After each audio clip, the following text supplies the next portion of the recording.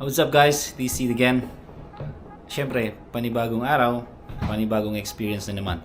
So recently bumili tayo ng DJI Action 4, which is ito yung gamit natin ngayon. And then I bought a extension rod from Ulanzi. So for today's video, samahan nyo ako at mag-unbox tayo ulit and I'll give you Annie's review on it. So tara!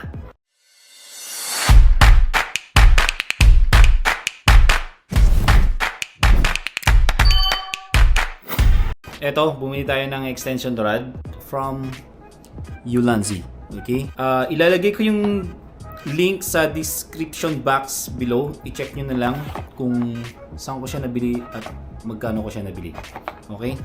Actually guys, na-open ko na to siya. Kasi nung chinek ko, may kasama siyang bracket. At tinanggal ko yun, which is dito. Yan. At nilagay ko siya dyan sa maliit kong extension rod din from Zhiyun gimbal. Okay? So inside the box, you have this extension rod itself and the manual. Okay? Honestly, mabigat siya guys. Pag nakapatong na yung action camera nyo, for sure mangangalay kayo if gagamitin nyo siya for an hour. But honestly, matibay siya. It's heavy duty, mabigat, sturdy siya.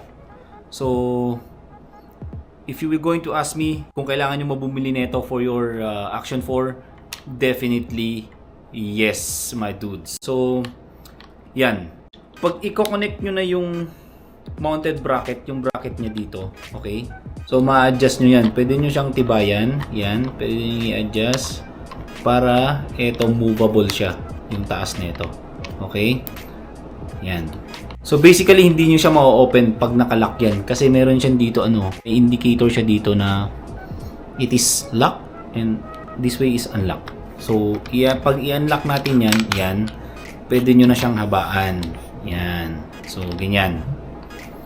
Tapos ito i-loose nyo lang to yung sa baba niya. Yan. Kasi pwede nyo rin tanggalan but definitely wag.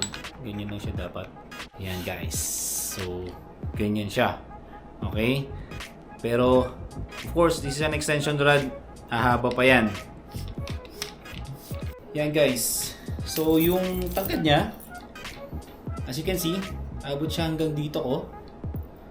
With this indoor, sturdy siya guys. So papatong nyo yung nyo, pwede kayo mag-vlog, pwede nyo lang siyang hayaan. But if it is outdoor, guys, siguro kailangan nyo ng tagahawak para hindi siya madala ng hangin if ever. Yan. Sa mga may DJI Action 4 dyan, definitely kailangan nyo ng ganito para maging stable lang yung natin, yung DJI Action 4 natin. I will give you the B-roll of it para makita nyo talaga siya.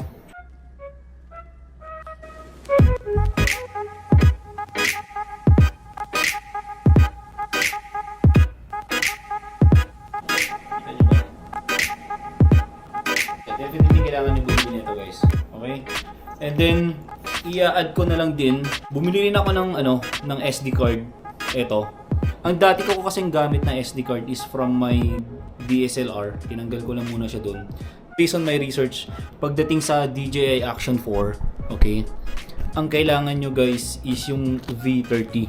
As you can see, yan yung kailangan nyo, yung V30 na yan. And 3U. 64GB is enough. What's the difference kung bumili kayo ng lower version ng SD card or eto? Ipapakita ko sa screen, video ko siya guys, kung may lumalabas doon sa screen ng camera kung iba yung gamit nyong SD card.